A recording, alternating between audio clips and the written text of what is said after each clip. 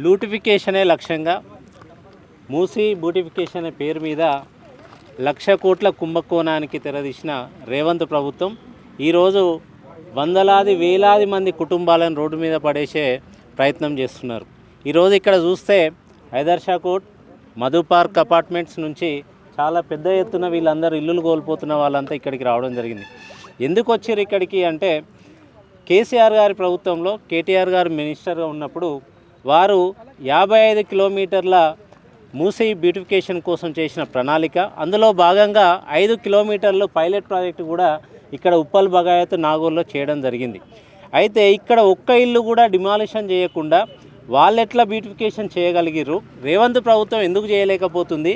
మేము వచ్చి ఇక్కడ 5 కిలోమీటర్లు తిరిగి చూసి ఈ ప్రభుత్వానికి బుద్ధి వచ్చే విధంగా మేము చెప్తామన్నా అని వీళ్ళందరూ కూడా బాధితులంతా కూడా ఇక్కడికి వచ్చి ఇదంతా చూడడం జరిగింది. ఈరోజు ఇక్కడ చూస్తే మన వెనక ఒక అపార్ట్మెంట్ కనిపిస్తుంది. ఇక్కడ ఎట్లయితే ఎన్విరాన్ టవర్స్ అని అక్కడ కనపడుతుందో ఇలాంటిదే అక్కడ మధు పార్క్ అపార్ట్మెంట్స్ కూడా మూసా ఒడ్డున ఉన్నది. మూసీ కూడా కాదు, మూసా ఒడ్డున ఉన్నది. అప్పుడు ఎప్పుడైతే వాళ్ళు పర్మిషన్ తీసుకొని కట్టుకున్నప్పుడు దానికి 9 మీటర్ల బఫర్ పర్మిషన్తో తీసుకొని కట్టుకోవడం జరిగింది. సేమ్ ఇక్కడ కూడా ఎన్విరాన్ అపార్ట్మెంట్స్ కూడా అట్లనే ఉన్నది. ఇక్కడ ఎట్లయితే కేసీఆర్ గారు దాన్ని ముట్టుకోకుండా మీరు బ్యూటిఫికేషన్ చేసిరో రేవంత్ రెడ్డి గారు మీరు కూడా అట్లనే బ్యూటిఫికేషన్ చేయండి.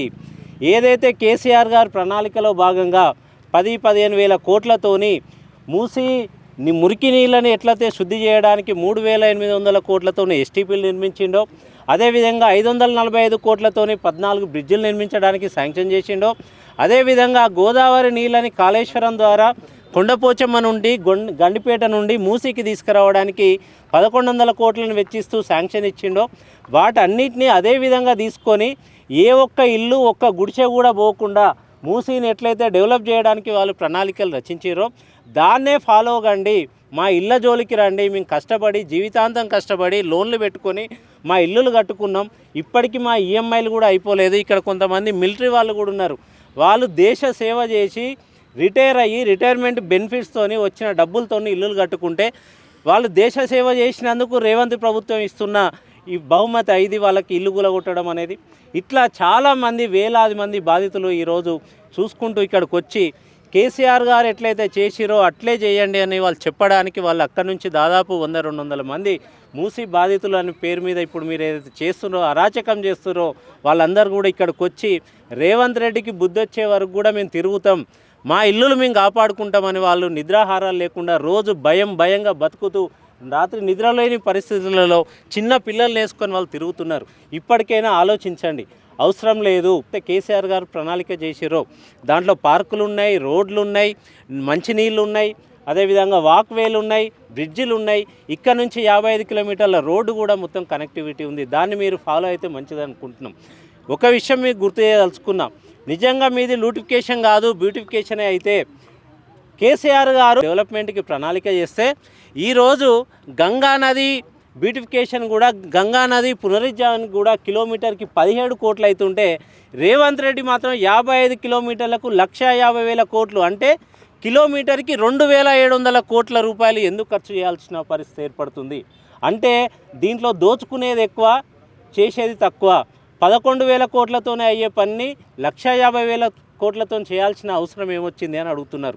ఈరోజు 5,000 కోట్లతోని గాంధీ విగ్రహం కట్టాల్సిన అవసరం ఏంది?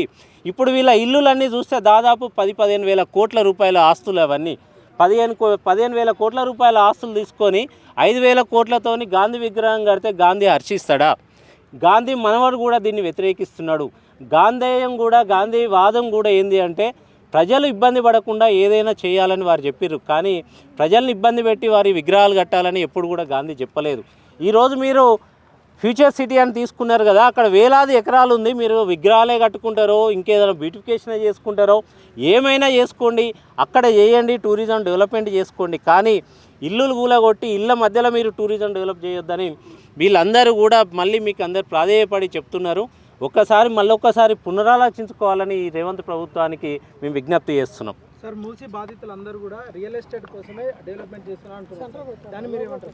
అదే చెప్తున్నాం కదండి. ఇప్పుడు ఈ 5-5.5 కిలోమీటర్లు మేము డెవలప్మెంట్ చేసి పైలట్ ప్రాజెక్టుగా చేసి చూపించినాం కదా. నిజంగా మీది రియల్ ఎస్టేట్ బిజినెస్ కాకుండా ప్రజల కోసమే అయితే ఇట్లనే చేయండి. అక్కడెందుకు ఇల్లులు తీసుకోవాల్సిన అవసరం ఏమున్నది?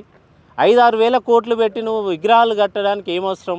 ఖచ్చితంగా సింగపూర్లో కానీ కొరియాలో కానీ మీరు ఎక్కడైతే చూసొచ్చి మేము డెవలప్మెంట్ చేస్తున్నాం అంటున్నారో ఏ ఒక్క దేశంలో అయినా ఒక్క ఇల్లైనా కూల్చి వాళ్ళు డెవలప్ చేసిరా? మీరు ఒకసారి మాట్లాడండి, తెలుసుకోండి. ఆ దేశంలో ఎవరినైనా అడగండి, ఎక్కడైనా ఒక ఇల్లైనా కూలిపోయిందా అని అడగండి. వాళ్ళు ఎట్లయితే డెవలప్ చేసిరో అట్లే చేయండి, ఉన్న దాంట్లోనే డెవలప్ చేయండి అని అందరూ కూడా విజ్ఞప్తి చేస్తున్నారు. కావాలంటే మీకు నీళ్ళ ప్రవాహానికి సరిపోదు అనుకున్నప్పుడు వెడల్పు బదులు లోతు ఎక్కువ తీసి దాన్ని చేసుకోండి అని అందరూ కూడా విజ్ఞప్తి చేస్తున్నారు. ప్రభుత్వంగా మీరు కూడా ఆలోచించాలి. ప్రభుత్వం అంటే ప్రజల పక్షాన పనిచేసేటట్టు ఉండాలి, ప్రజల కోసం పనిచేసేటట్టు ఉండాలి, కానీ ప్రజల్ని ఇబ్బంది పెట్టే విధంగా ప్రభుత్వం ఎప్పుడు కూడా పనిచేయద్దు. కేసీఆర్ గారు కూడా అదే నిర్ణయం తీసుకున్నారు.